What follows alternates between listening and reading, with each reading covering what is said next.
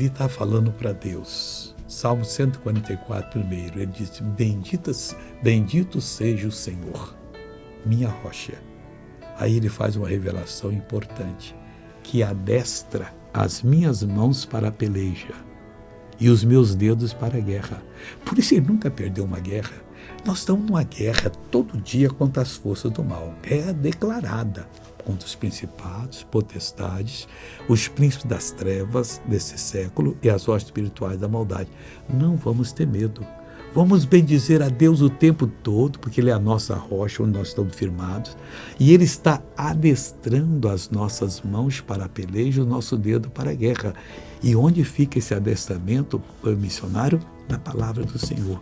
Lê a palavra com fome, com desejo, devagar, meditando, em espírito de oração, e Deus vai lhe dar cada revelação. Meu irmão, seus problemas vão ser mais oportunidade que problemas. Você vai vencer todos.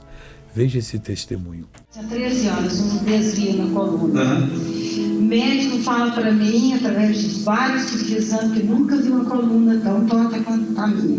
E um desvio aqui.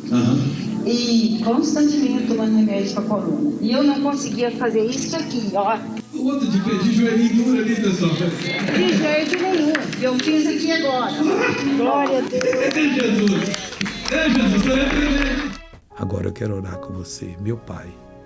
Eu oro por essa pessoa que está participando comigo desse entendimento agora. A partir desse momento vamos ter vencedores. Está amarrado todo o mal e eu mando que saia, desapareça, em nome de Jesus. E você diz amém.